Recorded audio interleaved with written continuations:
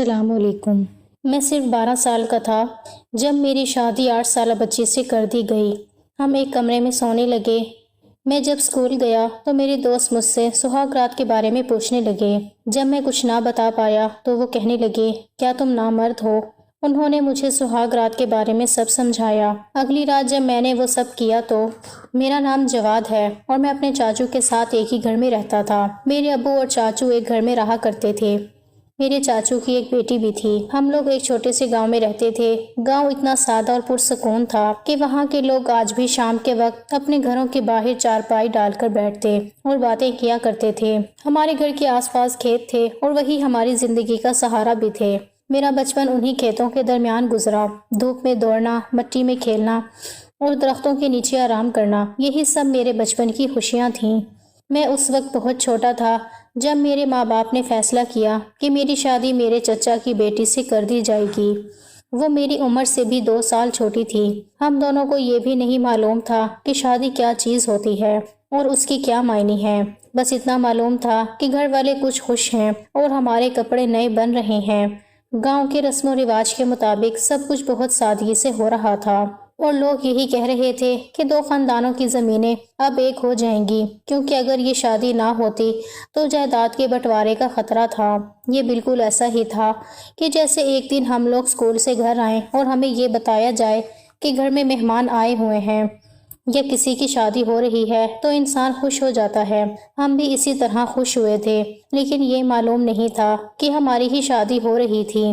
میری عمر اس وقت اتنی تھی کہ میں بھی اسکول میں پڑھتا تھا۔ صبح کتابیں لے کر جاتا اور شام کو دوستوں کے ساتھ کھیلنے نکل جاتا۔ مجھے یہ سوچ کر حیرانی ہوتی تھی کہ اگر شادی ہو بھی گئی تو کیا بدلے گا، کیونکہ میرے لیے تو وہ لڑکی آج بھی وہی تھی جس کے ساتھ میں گلی میں دوڑ لگاتا تھا یا کبھی کبھار آم کے درخت پر چڑھنے کی ضد کرتا تھا۔ گھر کے بڑے دن رات شادی کی تیاریاں کر رہے تھے، ہر طرف رونق تھی، مگر میں اندر سے الجھا ہوا تھا کہ آخر یہ سب کیوں ہو رہا ہے۔ میری ماں نے کہا کہ بیٹا، یہ سب خاندان کی عزت کا معاملہ ہے، تمہیں سمجھ آ جائے گی جب بڑے ہو جاؤ گے۔ ایسا پہلی دفعہ بھی نہیں ہو رہا تھا کہ اس گاؤں میں پہلی دفعہ ہی کم عمری کی شادی ہو رہی تھی، بلکہ یہاں پر زیادہ تر شادیاں کم عمری کی ہی ہوتی تھیں۔ اگر لڑکی 18 سال کی ہو جاتی تو اس کو بھی بہت زیادہ سمجھا جاتا تھا کہ یہ تو بالغ ہو گئی ہے اور ابھی تک اس کی شادی کیوں نہیں کروا رہے ہیں۔ لوگ یہ بھی کہتے تھے کہ شادی کرواتے کرواتے بھی 1-2 سال لگ جاتے ہیں، اسی لیے جلدی جلدی سارے معاملات کر لینے چاہیے۔ ابھی تک ہم لوگ ٹھیک سے یہ بھی سمجھ نہیں پائے تھے کہ ہماری زندگی کو ہمارے ماں باپ کس طرف موڑ رہے ہیں کہ دوسری طرف تیاریاں بھی شروع ہو گئیں اور وہ دن بھی آ گیا۔ شادی والے دن گاؤں کے سب لوگ جمع ہوئے، ڈھول کی تھاپ پر گانے گائے جا رہے تھے۔ میں سفید کرتا پاجامہ پہنے بیٹھا تھا اور سمجھ ہی نہیں آ رہا تھا کہ یہ سب کچھ میرے لیے ہو رہا ہے، مجھے دلہا بنایا جا رہا تھا۔ میرے دوست دور کھڑے ہنس رہے تھے۔ کسی کو یقین نہیں تھا کہ ہم جیسے بچوں کی بھی شادی ہو سکتی ہے، لیکن گاؤں کے لوگ اسے بالکل نارمل سمجھ رہے تھے، کیونکہ وہاں ایسا اکثر ہوتا تھا کہ کم عمری میں ہی بچوں کی منگنی یا شادی کر دی جاتی تھی تاکہ زمین یا وراثت کسی دوسرے ہاتھ نہ لگ جائے۔ رات کو جب سب رسمیں ختم ہو گئیں اور مجھے کمرے میں بھیج دیا گیا تو دل عجیب طرح سے دھڑکنے لگا۔ کمرے میں داخل ہوا تو سامنے وہ بیٹھی تھی جس سے آپ سب لوگ میری دلہن کہہ رہے تھے، حالانکہ وہ اب بھی میرے لیے وہی کزن تھی جس کے ساتھ میں کبھی مٹی کے کھلونوں سے کھیلتا تھا۔ وہ سر جھکائے بیٹھی تھی اور اس کے ہاتھوں میں مہندی لگی تھی، مگر اس کے چہرے پر بچپنا ابھی باقی تھا۔ وہ خود بھی شاید ڈری ہوئی تھی، شاید اسے بھی کچھ سمجھ نہیں آ رہی تھی کہ اب اس کی زندگی میں کیا بدل گیا ہے۔ میں کمرے میں گیا اور دروازہ بند کر کے چپ چاپ بیٹھ گیا۔ میں نے کچھ کہا نہیں کیونکہ مجھے خود پتا نہیں تھا کہ کیا کہنا ہے۔ تھوڑی دیر بعد اس نے بھی چپ چاپ ایک کونے میں جا کر لیٹنے کا اشارہ کیا۔ میں نے بھی اپنا بستر سنبھالا اور چپ چاپ سو گیا۔ نہ کوئی بات ہوئی، نہ کوئی سوال، بس خاموشی تھی جو پورے کمرے میں پھیل گئی تھی۔ باہر سے شادی کے بعد کے شور کی آوازیں آ رہی تھیں، کہیں کوئی ہنس رہا تھا، کہیں کوئی گیت گا رہا تھا، مگر ہمارے کمرے کے اندر ایک عجیب سا سکوت تھا۔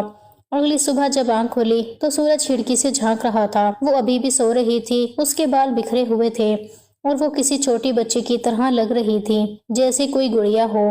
میں نے چپ چاپ وضو کیا اور باہر نکل گیا تو سب گھر والے ہنسنے لگے کہ دیکھو، دلہا اپنی دلہن کو چھوڑ کر اکیلا باہر نکل آیا ہے۔ میں مسکرا دیا، مگر دل کے اندر ایک بوجھ سا تھا جسے میں بیان نہیں کر سکتا تھا، کیونکہ میرے لیے شادی ایک کھیل کی طرح تھی جس کے اصول مجھے معلوم نہیں تھے۔ وقت گزرتا گیا، ہم دونوں ایک ہی گھر میں رہنے لگے، مگر ہمارے بیچ اب بھی بچپن کا رشتہ تھا۔ وہ میرے لیے ایک دوست جیسی تھی، نہ کوئی بیوی۔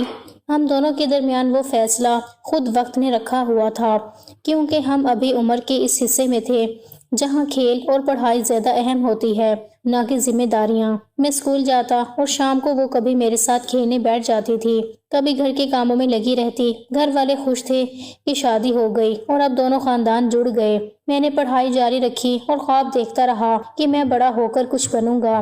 کبھی کبھی سوچتا کہ اگر یہ سب نہ ہوا ہوتا تو میں صرف ایک عام طالب علم ہوتا جو اپنی زندگی اپنی مرضی سے جیتا، لیکن اب سب کچھ جیسے خود بخود طے ہو گیا تھا۔ اس کے باوجود میرے دل میں اس کے لیے کوئی ناراضگی نہیں تھی، کیونکہ وہ بھی تو اسی حالات کا شکار تھی۔ اسے بھی کسی نے کچھ پوچھا نہیں تھا کہ وہ شادی کرنا چاہتی ہے یا نہیں۔ رات کو اکثر میں آنگن میں بیٹھا آسمان دیکھتا اور سوچتا کہ ہماری زندگی شاید ان ستاروں کی طرح ہے جن کی چمک دور سے تو خوبصورت لگتی ہے، مگر قریب جائیں تو ان میں آگ چھپی ہوتی ہے۔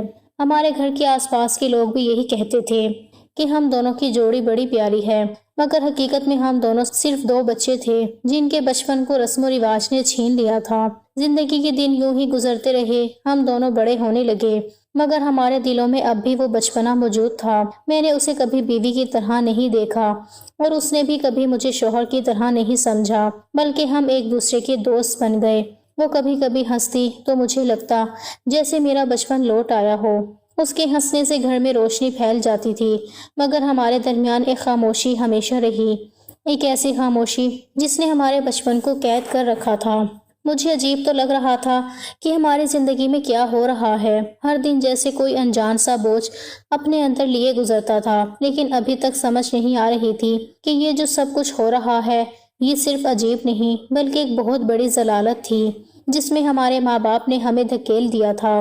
وہ بھی اس لیے نہیں کہ ہم خوش رہیں یا ہماری زندگی بہتر ہو، بلکہ اس لیے کہ وہ اپنے اپنے حصے کی جائیداد بچانا چاہتے تھے۔ ان کے لیے زمین کی حدیں ہم سے زیادہ قیمتی تھیں، ان کے لیے رشتے صرف ایک وسیلہ تھے تاکہ ان کے مال پر کوئی دوسرا قبضہ نہ کرے۔ میں اکثر سوچتا کہ اگر یہی سب زندگی ہے تو پھر زندگی کا مطلب کیا رہ گیا ہے۔ میں اسکول جاتا تو میرے دوست ہنسی مذاق میں کہتے، ارے تو شادی شدہ ہے، تیری تو بیوی ہے، تو بڑا خوش قسمت ہے۔ میں ان کی باتوں پر چپ ہو جاتا، کیونکہ مجھے نہیں معلوم تھا کہ اس سب کو خوش قسمتی کہتے ہیں یا بدنصیبی۔ میں سوچتا کہ آخر میں کہاں سے خوش قسمت ہوں۔ میری تو زندگی جیسے کسی کھیل کا حصہ بن گئی تھی جس کے اصول کسی اور نے طے کیے تھے۔ میرے دوستوں کو یہ سب بڑا مزاحیہ لگتا تھا۔ وہ کہتے تھے کہ دیکھ، ہم تو بڑے ہوں گے تب جا کر ہمارے لیے کوئی رشتہ تلاش کیا جائے گا، ہمیں تو پتہ نہیں کب شادی ہوگی، اور تو پہلے ہی بندھا بیٹھا ہے، تجھے تو اب زندگی کی کوئی فکر نہیں ہونی چاہیے۔ میں ہنستا بھی نہیں تھا، بس حیرت سے انہیں دیکھتا اور دل کے اندر ایک عجیب سا دکھ جاگتا کہ آخر یہ سب میرے ساتھ کیوں ہوا ہے۔ میں نے ایک دن ان سے کہا کہ آخر شادی ہو جانے سے خوشی کہاں سے آ گئی ہے، میں تو ویسا ہی ہوں جیسا پہلے تھا۔ وہ کہنے لگے کہ تو مذاق کر رہا ہے، تیری شادی ہو گئی ہے، اب تو وہ سب کچھ کر سکتا ہے جو بڑے لوگ کرتے ہیں۔ میں حیران ہوا کہ بڑے لوگ کیا کرتے ہیں، ان کے کہنے کا مطلب سمجھنے کی کوشش کی، مگر دل کے اندر بے چینی بڑھ گئی۔ میں نے کہا کہ بھائیو، میں تو کچھ بھی نہیں کرتا، جیسے پہلے کرتا تھا اب بھی ویسے ہی رہتا ہوں۔ یوں میں گھر جاتا ہوں، کھانا کھاتا ہوں اور سو جاتا ہوں۔ میری بیوی یا کہو میری کزن، وہ بھی وہی کرتی ہے جو پہلے کرتی تھی، وہ کمرے میں آ کر چپ کر کے سو جاتی ہے۔ ہم نے تو کبھی کوئی بات بھی نہیں کی سوائے روزمرہ کے معمول کے۔ میرے دوستوں نے جب یہ سنا تو وہ ایک دم ہنسنے لگے۔ کسی نے میرا کندھا تھپ تھپایا اور کہا، تو بالکل نادان ہے، تجھے تو پتہ نہیں کہ شادی کا مطلب کیا ہوتا ہے۔ میں خاموش رہا، مگر دل کے اندر جیسے کچھ ہلچل مچ گئی تھی۔ وہ سب ایک دوسرے کی طرف دیکھ کر معنی خیز نظروں سے ہنس رہے تھے، جیسے کوئی راز ہو جو مجھے نہیں معلوم۔ انہوں نے کہا کہ چل، کل ہم تجھے بتائیں گے کہ اصل میں شادی کیا چیز ہے، ہم تجھے سب کچھ سمجھائیں گے۔ میں نے ان سے پوچھا کہ کیا اتنا بڑا فرق ہے، شادی سے زندگی بدل جاتی ہے؟ وہ سب ہنس کر بولے، ہاں بہت فرق پڑتا ہے، اور تیری تو بیوی ہے، تم دونوں اب وہ سب کر سکتے ہو جو شادی شدہ لوگ کرتے ہیں۔ میں گھر واپس آیا تو سارا دن ان کی باتیں دماغ میں گھومتی رہیں۔ میں سوچتا رہا کہ آخر وہ کہنا کیا چاہتے تھے، کیا واقعی شادی میں کوئی راز چھپا ہے جو مجھے نہیں پتا؟ میں نے کبھی اپنے ماں باپ کو ایک دوسرے سے ناراض نہیں دیکھا، وہ خاموشی سے ایک دوسرے کا خیال رکھتے تھے۔ میں نے سوچا کہ شاید شادی یہی ہوتی ہے کہ دو لوگ ایک ساتھ رہیں، ایک دوسرے کا خیال رکھیں، مگر میرے دوستوں کے انداز سے لگ رہا تھا کہ وہ کسی اور بات کی طرف اشارہ کر رہے تھے۔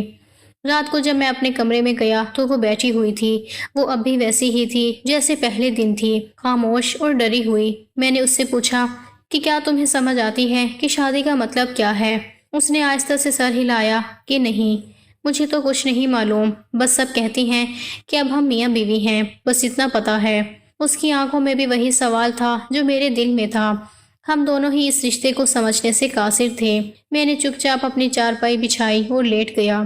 رات کے اندھیرے میں میرے ذہن میں وہ سب باتیں گونجنے لگی جو میرے دوستوں نے کہی تھیں۔ میں نے خود سے سوال کیا کہ اگر واقعی شادی اتنی بڑی بات ہے تو پھر مجھے کیوں کچھ محسوس نہیں ہوتا؟ کیوں میری زندگی میں کچھ بھی نہیں بدلا؟ کیوں میں اب بھی وہی بچہ ہوں جو چند سال پہلے تھا؟ صبح میں نے ان سے ملنے کا وعدہ کیا تھا۔ دل میں عجیب سا خوف تھا اور تجسس بھی کہ آخر وہ مجھے کیا بتائیں گے۔ اگلے دن جب اسکول گیا تو وہ پہلے سے ہی وہاں موجود تھے۔ سب کے چہروں پر وہی شرارتی مسکراہٹ تھی جیسے انہیں میرے انتظار کا علم تھا۔ ایک بولا، آ گیا ہمارا دلہا، چلو آج تجھے بتاتے ہیں کہ اصل بات کیا ہے۔ میں نے کہا کہ کیا اتنی خاص بات ہے؟ انہوں نے کہا کہ تو چپ رہ، اب ہم تجھے سمجھائیں گے۔ انہوں نے مجھے ایک طرف بلایا جہاں کوئی نہیں تھا اور پھر وہ باتیں کرنے لگے جنہیں سن کر میرا دل دھک دھک کرنے لگا۔ میں نے ان کی باتوں میں وہ سب الفاظ سنے جنہیں میں نے پہلے کبھی نہیں سنا تھا۔ میرے دماغ میں جیسے شور مچ گیا۔ وہ سب سمجھانے لگے کہ شادی کا مطلب صرف ساتھ رہنا نہیں بلکہ اور بھی بہت کچھ ہے۔ میں ان کی باتیں سن کر حیران رہ گیا۔ مجھے لگا جیسے میری زمین ہل گئی ہو۔ میں نے کہا کہ ایسا تو میرے ساتھ نہیں ہے، ہم تو بس ساتھ بیٹھتے ہیں، کبھی بات کر لیتے ہیں اور سو جاتے ہیں۔ انہوں نے کہا تو ابھی بچہ ہے، تجھے پتا نہیں، بعد میں سمجھ آئے گی، مگر تو قسمت والا ہے کیونکہ تیرے پاس بیوی ہے۔ میں نے ان کی باتیں سنی مگر دل کے اندر عجیب سی الجھن بڑھتی گئی۔ گھر واپس آ کر میں چپ رہا، ساری رات کروٹیں بدلتا رہا۔ میں نے اپنی زندگی کے بارے میں اتنا کبھی نہیں سوچا تھا جتنا اس دن سوچا۔ میں نے اپنے ماں باپ کے چہروں کو دیکھا، وہ مطمئن تھے جیسے انہوں نے بہت بڑا کارنامہ انجام دے دیا ہو، مگر میرے اندر جیسے کوئی چیخ رہا تھا کہ یہ سب غلط ہے، ہمیں شادی کے نام پر ایک ایسے راستے پر ڈال دیا گیا ہے جس کی سمجھ نہ مجھے ہے نہ اسے۔ میں سوچتا رہا کہ کیا ماں باپ واقعی اتنے اندھے ہو سکتے ہیں کہ اپنی اولاد کے بچپن کو صرف زمین کے لیے قربان کر دیں۔ میں اس رات دیر تک جاگتا رہا، کھڑکی سے باہر آسمان دیکھتا رہا۔ چاند کی روشنی آنگن میں پھیل رہی تھی مگر میرے دل کے اندر اندھیرا تھا۔ مجھے پہلی بار محسوس ہوا کہ میں کسی ایسی دنیا میں آ گیا ہوں جس کا دروازہ بند ہو چکا ہے۔ اب جو بھی ہوگا وہ میری مرضی سے نہیں ہوگا، اور یہ احساس میری روح کو چیر گیا تھا۔ اب مجھے سمجھ آ گئی تھی کہ ماں باپ نے ہمارے ساتھ کیا کیا تھا۔ یہ احساس جیسے میرے اندر ایک آگ بن کر سلگ رہا تھا۔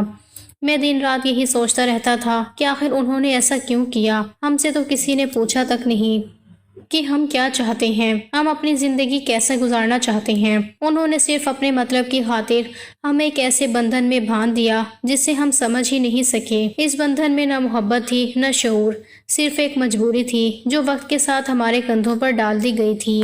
میں اپنی بیوی کو بھی یہ بات سمجھانا چاہتا تھا مگر وہ مجھ سے بھی 4 سال چھوٹی تھی۔ ابھی اس کی آنکھوں میں بچپنا باقی تھا، وہ گڑیوں سے کھیلنے والی عمر میں تھی اور اب گھر کے کام سیکھنے پر مجبور تھی۔ وہ دن رات میری ماں اور اپنی ماں کے ساتھ گھر کے چھوٹے موٹے کام کرتی رہتی، کبھی برتن دھوتی، کبھی آٹا گوندتی اور کبھی مویشیوں کے پاس جا کر چارہ ڈالتی۔ میں اسے دیکھتا تو دل کے اندر ایک درد اٹھتا تھا کہ سب کچھ اس کے نصیب میں اتنی کم عمر میں کیوں لکھ دیا گیا۔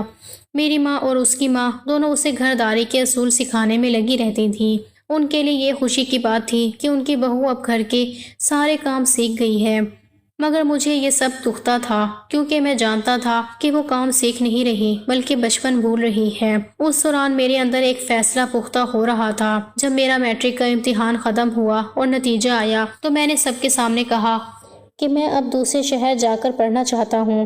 میں نے کہا کہ اگر میں واقعی کچھ بننا چاہتا ہوں تو مجھے گاؤں سے نکلنا ہوگا کیونکہ یہاں زندگی رک گئی ہے۔ میرے بابا نے غصے سے میری طرف دیکھا اور کہا کہ تمہیں اتنی بڑی ضد سوجھی ہے، اتنی زمین ہے، اتنی جائیداد ہے، اسی کے لیے تو تمہاری شادی کروائی تھی، تاکہ یہ سب کچھ ہمارے خاندان میں ہی رہے۔ تمہیں پڑھائی کے پیچھے بھاگنے کی کیا ضرورت ہے؟ میں نے پہلی بار ہمت جمع کر کے کہا کہ میں اپنی مرضی سے کچھ کرنا چاہتا ہوں۔ میں اپنی زندگی خود بنانا چاہتا ہوں۔ سب لوگ آپ کی مرضی سے نہیں چل سکتے۔ سب کی زندگی آپ کے حکم کی قید میں نہیں رہ سکتی۔ آپ نے اپنی زندگی جی لی، اب ہمیں بھی جینے دیں۔ میرے الفاظ سن کر بابا کچھ دیر کے لیے خاموش ہو گئے۔ ان کی آنکھوں میں غصہ بھی تھا اور حیرت بھی۔ شاید انہوں نے کبھی سوچا نہیں تھا کہ میں ان کے سامنے یوں کھڑا ہو جاؤں گا۔ ماں نے مجھے آنکھوں سے اشارہ کیا کہ خاموش ہو جاؤ، مگر میں اب خاموش ہونے والا نہیں تھا۔ میں برسوں سے اندر ہی اندر یہ سب محسوس کرتا آیا تھا، اب بس دل سے نکلنے کا وقت آ گیا تھا۔ بابا نے آخرکار ہار مان لی اور کہا کہ اگر جانا ہی ہے تو جا، مگر یاد رکھنا وہاں کی دنیا گاؤں جیسی نہیں ہوگی، وہاں کوئی تمہیں ہاتھ پکڑ کر نہیں چلائے گا۔ میں نے کہا کہ مجھے یہی تو سیکھنا ہے کہ اپنے پیروں پر کیسے کھڑا ہوا جاتا ہے۔ یوں میں شہر چلا آیا۔ گاؤں کے کچے راستے پیچھے رہ گئے۔ شہر کے شور اور ہجوم میں آ کر شروع کے دن بہت مشکل تھے۔ میں نے ہاسٹل میں رہائش لی، جہاں چھوٹا سا کمرہ تھا، پرانا پنکھا تھا اور ایک لوہے کی چارپائی تھی۔ شروع میں مجھے کچھ سمجھ نہیں آتا تھا کہ خود سے کیسے جینا ہے۔ میں اپنے کپڑے خود دھوتا، اپنے لیے کھانا خود بناتا اور صبح شام پڑھائی کرتا۔ کبھی کبھی تھکن سے جسم جواب دے دیتا، مگر میں رکنا نہیں چاہتا تھا، کیونکہ میں جانتا تھا کہ اگر اب رکا تو پھر کبھی نہیں نکل سکوں گا۔ ہاسٹل کی زندگی نے مجھے وہ سب سکھایا جو گاؤں کی آسان زندگی نہیں سکھا سکی۔ یہاں ہر دن ایک امتحان تھا، ہر کام خود سے کرنا پڑتا تھا۔ کبھی کبھی بجلی چلی جاتی، کبھی کھانا جل جاتا، مگر انہی غلطیوں سے میں نے خود کو پہچاننا سیکھا۔ یہاں مختلف علاقوں کے لوگ تھے جو میرے ساتھ رہتے تھے۔ ان کے خواب مجھ سے الگ تھے، مگر ان کی محنت نے مجھے متاثر کیا۔ میں نے ان سے سیکھا کہ زندگی کا اصل مزہ تب ہے جب تم اپنی مرضی سے اسے بناتے ہو۔ ان دنوں میں اپنی بیوی سے کبھی کبھی فون پر بات کر لیتا تھا۔ گاؤں میں اب بھی موبائل سستا نہیں تھا، مگر کسی نہ کسی طرح رابطہ ہو ہی جاتا تھا۔ وہ اب بھی وہی تھی، سادہ اور کم گو۔ میں اسے سمجھانے کی کوشش کرتا کہ میں یہاں کیوں آیا ہوں۔ میں اسے کہتا کہ تم فکر نہ کرو، ایک دن تمہیں بھی اپنے ساتھ لے آؤں گا۔ وہ ہنستی تھی اور کہتی تھی کہ ماں تو کبھی نہیں مانے گی۔ میں کہتا کہ میں سب کچھ ٹھیک کر لوں گا۔ وہ کہتی تھی تم بس وہاں اچھا پڑھو، باقی میں سب سنبھال لوں گی۔ اس کی باتوں میں بچپنا تو تھا، مگر ساتھ ہی ایک بھروسہ بھی تھا جس نے مجھے مضبوط کیا۔ جب میں نے اپنی BA کی پڑھائی مکمل کی تو مجھے شہر میں ایک چھوٹی سی نوکری مل گئی۔ وہ تنخواہ بہت زیادہ نہیں تھی، مگر اتنی تھی کہ میں اپنا گزارا کر سکوں۔ میں دن میں کام کرتا اور رات کو پڑھائی جاری رکھتا۔ کبھی کبھی سوچتا کہ اگر میں گاؤں میں رہتا تو شاید یہ سب کبھی نہ ہو پاتا۔ میں ہمیشہ اپنے باپ کی زمینوں کا غلام بن کر رہ جاتا، مگر میں اب اپنے فیصلے کا مالک تھا۔ میں نے تب ایک اور فیصلہ کیا جس نے میری زندگی کا رخ بدل دینا تھا۔ میں نے سوچا کہ اب میں گاؤں واپس جا کر اپنے گھر والوں سے بات کروں گا۔ میں انہیں بتاؤں گا کہ میں اب وہ پرانا لڑکا نہیں رہا۔ میں اب جانتا ہوں کہ زندگی کا مطلب کیا ہے۔ میں چاہتا تھا کہ اپنی بیوی کو شہر لے آؤں تاکہ وہ بھی زندگی جیے، تاکہ وہ بھی کسی کے حکم کی قید میں نہ رہے۔ میں نہیں چاہتا تھا کہ میری آنے والی اولاد بھی اسی دائرے میں قید ہو جس میں میں اور وہ رہیں۔ میں مرد تھا اور مرد کو جوان ہونے میں زیادہ وقت نہیں لگتا۔ ایک وقت آتا ہے جب ذمہ داری خود احساس بن کر دل میں اتر جاتی ہے، اور میرے ساتھ بھی ایسا ہی ہوا۔ اب میں نے فیصلہ کر لیا تھا کہ میں گاؤں جاؤں گا، اپنے بابا سے بات کروں گا، اپنی ماں سے بھی سب کچھ صاف کہوں گا اور اپنی بیوی کو اپنے ساتھ شہر لے آؤں گا، وہ مانے یا نہ مانے۔ میں اب اپنی زندگی خود بناؤں گا، کیونکہ اب مجھے احساس ہو گیا تھا کہ اگر میں نے اس بار خاموشی اختیار کی تو ساری زندگی اپنے ہی فیصلوں پر پچھتاتا رہوں گا۔ میں گاؤں گیا، سب لوگ خوش تھے۔ میرے آنے سے ہر چہرے پر مسکراہٹ تھی۔ سب لوگ اس بات سے بھی خوش ہوئے کہ میری پڑھائی مکمل ہو گئی ہے۔ سب نے میرے کندھے تھپ تھپائے اور کہا کہ اب تو بڑا آدمی بن گیا ہے، لیکن میں جانتا تھا کہ ان کے نزدیک پڑھائی صرف ایک شوق تھی۔ ان کے خیال میں اس سے کوئی بڑی کامیابی حاصل نہیں ہوتی۔ اس لیے میں نے اپنی جاب کا ذکر نہیں کیا، کیونکہ اگر بتا دیتا تو وہ ضرور کہتے کہ نوکری کی کیا ضرورت تھی، اب بھی گاؤں میں رہ کر زمین سنبھال لے یا گھر کے کام کاج میں لگ جا، یہی کافی ہے۔ میں نے اپنی بیوی کو دیکھا تو وہ پہلے سے زیادہ خوبصورت لگ رہی تھی۔ اس کے چہرے پر ایک نرمی تھی اور آنکھوں میں چمک، جیسے وہ خود بھی خوش ہو کہ میں واپس آیا ہوں۔ میں نے سب کے سامنے یہ بات کہہ دی کہ اب میں شہر میں ہی رہوں گا اور اپنی بیوی کو بھی اپنے ساتھ لے کے جا رہا ہوں۔ یہ سنتے ہی پورے گھر میں جیسے آگ لگ گئی۔ سب لوگ واویلا کرنے لگے، ہر ایک اپنی بات کرنے لگا۔ کوئی کہتا یہ تو بیوی کو اپنے ماں باپ سے جدا کرنا چاہتا ہے تو کوئی کہتا کہ شہر کی زندگی برباد کر دیتی ہے۔ اور عجیب بات تو یہ تھی کہ میری اپنی بیوی بھی ان کے ساتھ مل گئی۔ اس نے کہا کہ میں تو نہیں جاؤں گی اپنے ماں باپ اور اپنے چاچو چاچی کو چھوڑ کر، یہی میرا گھر ہے، یہی میری دنیا ہے۔ میرے دل میں جیسے کسی نے خنجر گھونپ دیا ہو۔ دکھ بھی ہوا، لیکن میں نے خود پر قابو رکھا اور اسے سمجھانے کی کوشش کی، مگر وہ نہیں مانی۔ اس نے سب کے سامنے کہہ دیا کہ میں نہیں جاؤں گی۔ سب لوگ میرے چہرے کی طرف دیکھنے لگے جیسے میں ہار گیا ہوں۔ وہ سمجھنے لگے کیونکہ وہ نہیں جانا چاہتی اس لیے میں بھی مجبور ہوں۔ میں چپ چاپ وہاں سے اٹھ گیا۔ دل کے اندر ایک بوجھ سا تھا، جیسے سب کچھ بکھر گیا ہو۔ رات کو جب ہم دونوں اپنے کمرے میں تھے تو میں نے پہلی بار یہ محسوس کیا کہ میرے اور میری بیوی کے درمیان کوئی گہرا رشتہ نہیں بنا۔ ہم ایک دوسرے کے قریب ضرور تھے، مگر ایک دوسرے کی احساسات سے بہت دور۔ میں نے اس سے کہا کہ شاید میں نے تجھ سے وہ باتیں کبھی کی ہی نہیں جو ایک شوہر کو اپنی بیوی سے کرنی چاہیے۔ میں نے اسے بتایا کہ اب اس کے لیے سب کچھ اس کے ماں باپ یا میرے ماں باپ نہیں بلکہ میں ہوں۔ میں نے کہا کہ ہماری زندگی کی شروعات اب ہوئی ہے، ہمیں اپنا گھر، اپنی دنیا خود بنانی ہے۔ اس نے میری آنکھوں میں دیکھا، اس کے چہرے پر سوچ کے آثار تھے۔ میں نے اس کا ہاتھ پکڑا اور کہا کہ ہم نے ایک دوسرے کے ساتھ وعدہ کیا تھا کہ ہم ہمیشہ ساتھ رہیں گے، پھر اب پیچھے ہٹنے کا مطلب صرف خود کو تکلیف دینا ہے۔ صبح ہوئی تو میں نے دیکھا کہ وہ بدل چکی تھی۔ اس کے لہجے میں نرمی تھی، چہرے پر اطمینان تھا۔ اس نے مجھ سے کہا کہ تم صحیح کہتے ہو، اگر ہم نے ساتھ زندگی گزارنی ہے تو فیصلہ بھی ہمیں ہی کرنا ہے۔ میں نے مسکرا کر کہا کہ یہی تو ہمارے رشتے کی خوبصورتی ہے، ہم دونوں ایک دوسرے کے لیے ہیں۔ میں نے اسے اپنے ساتھ بازار لے گیا، ہم نے ایک دوسرے کے لیے کچھ چیزیں خریدی۔ گاؤں کی گلیوں میں ہاتھوں میں ہاتھ ڈالے چلتے ہوئے پہلی بار لگا کہ واقعی وہ میری ہے۔ میں گاؤں میں 2 ہفتے رہا۔ ان 2 ہفتوں میں نے اپنی پوری کوشش کی کہ وہ محسوس کرے کہ میں اسے کتنا پیار کرتا ہوں۔ میں نے ہر دن اس کے لیے خاص بنایا، کبھی دریا کے کنارے بیٹھ کر شام گزاری، کبھی کھیتوں میں ساتھ گھومے، کبھی چاندنی رات میں چھت پر بیٹھے باتیں کی۔ میں نے اسے احساس دلایا کہ وہ میری زندگی کا سب سے خوبصورت حصہ ہے۔ آہستہ آہستہ اس کا دل بھی پگھلنے لگا، اور پھر ایک دن سب کے سامنے اس نے خود کہا کہ جہاں میرا شوہر مجھے رکھے گا میں وہیں رہوں گی۔ اس کے الفاظ سن کر سب لوگ خاموش ہو گئے۔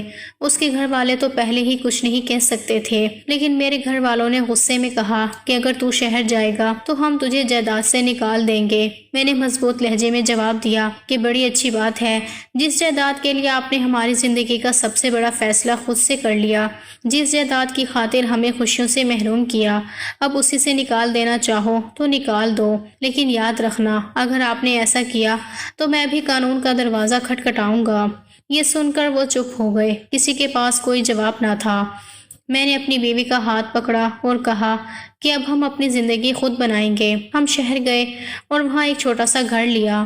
شروع میں ہمیں بہت مشکلات آئیں، کبھی پیسے کم پڑ جاتے، کبھی سامان کی کمی ہو جاتی، کبھی شہر کے شور میں گاؤں کی خاموشی یاد آتی، لیکن میں ہمیشہ اسے حوصلہ دیتا کہ دیکھو یہ ہماری نئی شروعات ہے، ہر مشکل کے بعد آسانی ضرور آتی ہے۔ کچھ وقت گزرا تو زندگی میں سکون آنے لگا۔ میرے دفتر میں ترقی ہوئی اور میں نے اپنے گھر کو بہتر بنانا شروع کیا۔ میری بیوی نے بھی شہر کی زندگی کو قبول کر لیا۔ وہ پہلے سے زیادہ سمجھدار اور محبت کرنے والی بن گئی۔ ہم دونوں نے مل کر زندگی کو بہتر بنایا۔ پھر ایک دن ہمارے ماں باپ کا فون آیا۔ انہوں نے ہمیں کہا کہ ہم نے تم دونوں کو معاف کر دیا ہے، گاؤں آؤ، ہم سے ملو۔ ہم گئے تو انہوں نے ہمیں گلے لگا لیا، ہمارے لیے تحفے لائے، ہمارے گھر میں جو چیزیں کم تھیں وہ بھی لے کر آئے۔ انہوں نے کہا کہ ہم نے واقعی تم لوگوں کی خوشی کے بارے میں نہیں سوچا تھا، ہم نے صرف اپنی انا کو اہمیت دی، لیکن اب تم جس طرح اپنی زندگی گزارنا چاہتے ہو ہم تمہارے ساتھ ہیں۔ اس دن مجھے لگا کہ میری زندگی کا سب سے بڑا بوجھ اتر گیا ہے۔ میری آنکھوں میں آنسو آ گئے تھے، لیکن وہ خوشی کے آنسو تھے۔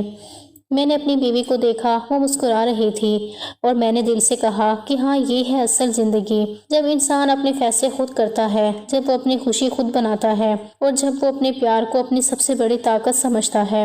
ہمارے ساتھ جو کچھ بھی ہوا وہ اپنی جگہ ایک لمبی کہانی ہے، جس کے ہر موڑ پر دکھ بھی تھا، آنسو بھی تھے، مگر اس کے ساتھ ساتھ ایک سبق بھی تھا۔ زندگی نے مجھے یہ سکھایا کہ اگر انسان کے دل میں سچائی ہو، نیت صاف ہو، تو وہ کسی بھی مشکل کو جھیل سکتا ہے۔ پتہ نہیں کس طرح اللہ نے میرے دل میں یہ سب باتیں ڈال دیں کہ میں نے اپنی زندگی کو کسی طرح سنبھال لیا۔ میں نے وہ سب کچھ برداشت کیا جو شاید عام انسان برداشت نہ کر سکے۔ میں نے اپنی پڑھائی کے ذریعے اپنی سوچ بدل لی، اپنی قسمت کا فیصلہ خود کرنے کا حوصلہ پیدا کیا اور ایک مضبوط قدم اٹھایا۔ اپنی بیوی کو اپنے پاس رکھنے کا فیصلہ کیا، کیونکہ میں جانتا تھا کہ اگر ہم پھر سے گاؤں کی بند سوچ میں چلے گئے تو وہاں کی ہوا ہمارے دماغ کو بھی بند کر دے گی۔ وہاں رشتہ داروں کے فیصلے انسان کی زندگی کو قید بنا دیتے ہیں، وہاں خوشی بھی دوسرے کے اشارے پر چلتی ہے۔ میں نے سوچا کہ اب اپنی زندگی خود جینے کا وقت ہے، اور جب انسان خود اپنی زندگی کا فیصلہ کرتا ہے تو وہ مضبوط بن جاتا ہے۔ میں نے اپنی بیوی کے ساتھ نئے سرے سے آغاز کیا۔ میں نے اپنی دنیا خود بنائی اور میں نے یہ محسوس کیا کہ خوشی جائیداد یا دولت سے نہیں بلکہ امن سے، سکون سے اور اپنے فیصلوں کی آزادی سے ملتی ہے۔ گاؤں میں لوگ اپنی روایات کے نام پر ظلم کرتے ہیں اور اسے عزت سمجھتے ہیں، لیکن وہ بھول جاتے ہیں کہ عزت صرف تب ہوتی ہے جب انسان دوسرے کی آزادی کا احترام کرے۔ میں آخر میں یہ ضرور کہنا چاہتا ہوں کہ ہمارے ملک میں جائیداد کے پیچھے جو ظلم ہو رہے ہیں وہ کسی اخبار میں نہیں آتے، کوئی ٹی وی چینل ان پر بات نہیں کرتا، کوئی عدالت ان کے آنسو نہیں دیکھتی، کسی کے دل کا درد سنائی نہیں دیتا۔ میں نے اپنی آنکھوں سے دیکھا ہے کہ جائیداد کے نام پر کتنے گھر اجڑ جاتے ہیں، کتنی بیٹیاں قربان ہو جاتی ہیں، کتنے بھائی ایک دوسرے کے دشمن بن جاتے ہیں۔ جائیداد کی لالچ میں انسان اتنا اندھا ہو جاتا ہے کہ وہ اپنی اولاد تک کو برباد کر دیتا ہے۔ بہنوں اور بیٹیوں کو تو جائیداد دی ہی نہیں جاتی بلکہ جائیداد کے نام پر ان کی زندگیاں ختم کر دی جاتی ہیں۔ کہیں ان کی شادی کسی بوڑھے کزن سے کرا دی جاتی ہے جو خود اپنی عمر کے آخری دن گزار رہا ہوتا ہے۔ کبھی کسی کم عمر لڑکے کے ساتھ ان کا نکاح کر دیا جاتا ہے تاکہ جائیداد خاندان سے باہر نہ جائے۔ کہیں انہیں قرآن مجید سے شادی کرا دی جاتی ہے کہ اب وہ ساری زندگی گھر میں رہیں، باہر نہ جائیں۔ کہیں تلوار سے ان کا نکاح کر کے کہا جاتا ہے کہ اب وہ خاندان کی عزت کی علامت ہیں، اور کہیں انہیں کسی جانور سے جوڑ دیا جاتا ہے تاکہ زمین خاندان میں ہی رہے۔ اور یہ سب کچھ آج کے زمانے میں بھی ہو رہا ہے۔ یہ بات سوچ کر دل کانپ جاتا ہے کہ ہم کیسے لوگ ہیں جو اپنی ہی عورتوں کو غلام بنا دیتے ہیں۔ ہم ان کے نام پر مذہب کا غلط استعمال کرتے ہیں، ہم انہیں تعلیم نہیں دیتے، انہیں بولنے کا حق نہیں دیتے، اور جب وہ خاموش رہتی ہیں تو ہم کہتے ہیں دیکھو کتنی شریف ہے، لیکن وہ شرافت نہیں، وہ مجبوری ہوتی ہے، وہ ڈر ہوتا ہے کہ کہیں بولنے پر اس کا وجود ہی ختم نہ کر دیا جائے۔ میں یہ نہیں کہتا کہ جائیدادیں بانٹ دو، جو تم نے کمائی ہیں وہ اپنی ہیں، لیکن اتنا ضرور کہتا ہوں کہ اپنی بہنوں اور بیٹیوں کو سانس لینے دو، انہیں جینے کا حق دو۔ اگر جائیداد نہ بھی دو تو زندگی دو، ان کے خوابوں کو نہ مارو، ان کے فیصلوں کو قید نہ کرو، ان کے مستقبل کے ساتھ کھیل نہ کھیلو۔ یہ مت سوچو کہ ان کی خوشی تمہارے حکم پر ہے، خوشی تو ان کے اپنے دل میں ہے، انہیں اختیار دو کہ وہ اپنی زندگی کا فیصلہ خود کریں۔ میں نے اپنی زندگی میں یہ سیکھا ہے کہ انسان کو دوسروں کی باتوں میں نہیں آنا چاہیے۔ اگر میں بھی ان کے کہنے پر چلتا تو آج شاید گاؤں کے کسی کونے میں افسوس کرتا بیٹھا ہوتا، لیکن میں نے ہمت کی، میں نے اپنے دل کی سنی، میں نے اپنے راستے خود چنے، اور آج میں مطمئن ہوں میں نے اپنے حصے کے دکھ جھیلے مگر اپنی خوشی خود حاصل کی۔ جائیداد کا لالچ انسان کو اندھا کر دیتا ہے، رشتے ٹوٹ جاتے ہیں، دلوں میں نفرت آ جاتی ہے، اور آخر میں کچھ نہیں بچتا۔ میں نے دیکھا ہے کہ جن لوگوں نے اپنی زندگی جائیداد کے لیے وقف کر دی ہے آخر میں وہی تنہا رہ گئے، اور ان کے پاس صرف زمین کے ٹکڑے رہ گئے مگر ان کے دل خالی تھے۔ میں نہیں چاہتا کہ آنے والی نسلیں بھی یہی غلطی کریں۔ اگر ایک جگہ پر بھی ایسا ظلم ہو رہا ہے تو یہ معمولی بات نہیں ہے، یہ ایک چیخ ہے جو سنائی نہیں دیتی، یہ ایک آنسو ہے جو کسی کو نظر نہیں آتا، یہ ایک دل ہے جو ٹوٹ رہا ہے مگر کوئی اسے محسوس نہیں کرتا۔ میں چاہتا ہوں کہ لوگ اپنی سوچ بدلیں، عورت کو کمزور نہ سمجھیں، وہ تمہاری زندگی کا حصہ ہے، تمہاری ملکیت نہیں۔ آخر میں صرف یہی کہنا چاہوں گا کہ جائیدادیں رکھو، اگر رکھنی ہے تو رکھو، لیکن اپنی اولاد کو مت توڑو، اپنی بیٹیوں کو جینے دو، اپنی بہنوں کو سانس لینے دو، ان کے خوابوں کو زندہ رہنے دو، ان کے حق میں انصاف کرو۔ اگر تم نے انہیں زندگی دے دی تو یہی تمہاری سب سے بڑی جائیداد ہوگی، یہی تمہاری اصل کمائی ہوگی۔ میں بس اتنا ہی کہنا چاہتا ہوں کہ ہم سب کو یہ سوچنا چاہیے کہ آخر کب تک ہم اپنی روایتوں کے نام پر ظلم کرتے رہیں گے، کب تک عورتوں کے خواب دفن کرتے رہیں گے، کب تک جائیداد کے لالچ میں انسان بیچتے رہیں گے۔ میں نے اپنی زندگی میں بہت دکھ دیکھے، لیکن ایک چیز سمجھ آ گئی کہ سب کچھ کھو کر بھی اگر خودداری بچی رہے تو انسان جیت جاتا ہے۔ اور اگر انسان اپنی خودداری کھو دے تو چاہے ساری دنیا کی جائیداد کیوں نہ مل جائے تو وہ پھر بھی ہارا ہوا رہتا ہے، اور یہی میری زندگی کا سب سے بڑا سبق ہے۔